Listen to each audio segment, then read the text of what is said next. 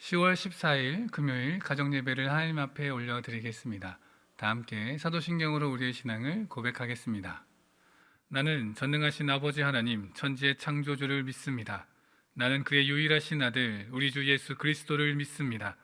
그는 성령으로 잉태되어 동정녀 마리아에게서 나시고 본디오 빌라도에게 고난을 받아 십자가에 못 박혀 죽으시고 장사된 지 사흘 만에 죽은 자 가운데서 다시 살아나셨으며 하늘에 오르시어 전능하신 아버지 하나님 우편에 앉아 계시다가 거기로부터 살아있는 자와 죽은 자를 심판하러 오십니다. 나는 성령을 믿으며 거룩한 공교회와 성도의 교제와 죄를 용서받는 것과 몸의 부활과 영생을 믿습니다. 아멘. 다 함께 복음성가 모든 상황 속에서 함께 찬양하겠습니다. 내 영혼이 확정되어 싸우니 믿음의 눈 들어 주를 바라봅니다. 영혼이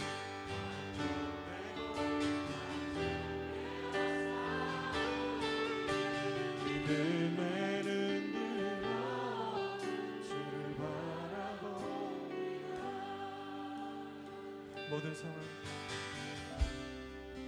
모든 상황 속에서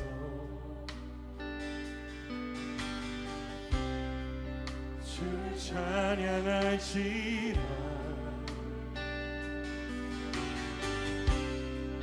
주는 너의 큰 상급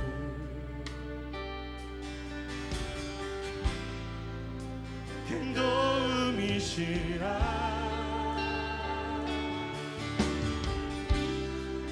주의 얼굴 구할게. 주의 영을 부으사 그 사랑 안에서 그 사랑 안에서 주를 보게 하소서.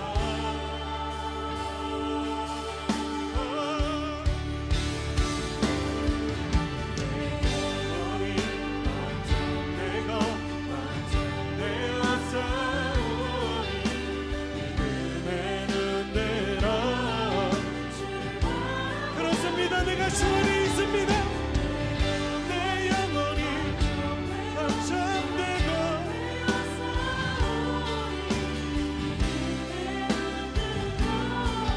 주를 바라봅니다. 주를 찬양할 때 주의 너란 힘이 맺네. 그 영원한 나라 보게 하소서. 주를 찬양할 때 주의 너란 힘이 보게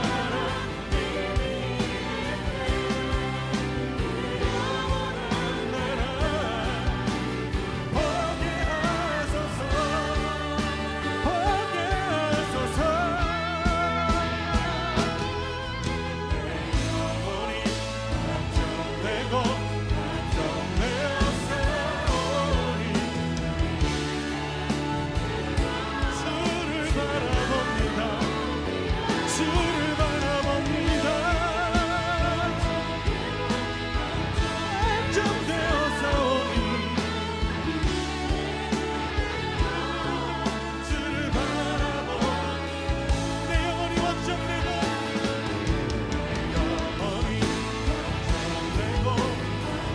주님 그렇습니다. 내 삶이 주 안에 있습니다. 내 안에 이러한 선한 일을 시작하신 주의 역사가 오늘 나를 인도하실 것을 믿습니다. 믿음으로 고백하며 믿음으로 노래하며 주님 허락하신 길을 가겠습니다. 오늘 주의 뜻을 이루시며 그 뜻 안에 우리를 인도하여 주시옵소서. 우리 함께 주의 한 번을 주시며 기도합시다. 주여.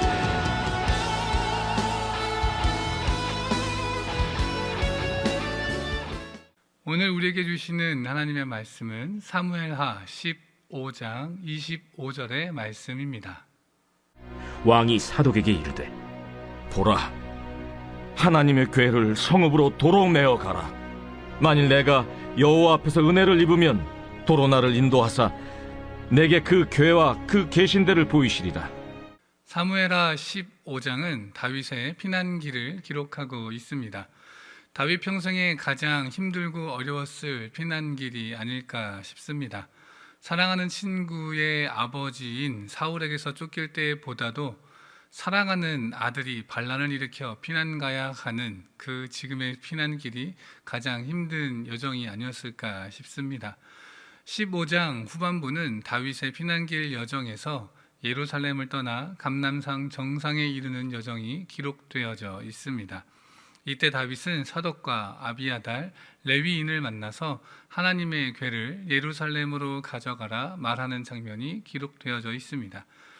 다윗이 예루살렘 성을 완전히 빠져나왔을 때 다윗이 보게 된 상황은 사독과 언약궤를 맨 레위인들이 함께 와서 언약궤를 가져다 놓은 상황이었고, 아비아달은 다윗을 만나기 위해 성문 앞으로 올라가 있었던 상황이었습니다.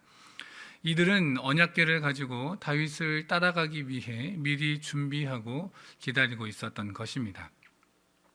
사독과 아비아달은 기드론 골짜기 건너편, 즉 감난산 입구에서 다윗과 만났습니다. 그리고 다윗도 언약궤와 마주하게 되었습니다.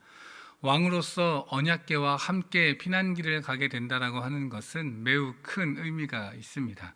언약궤가 다윗을 따라간다라고 하는 것은 반역을 일으킨 압살롬이 진정한 왕이 아니라 여호와가 함께 하시는 다윗이 진정한 왕이라는 징표가 되기 때문에 그렇습니다.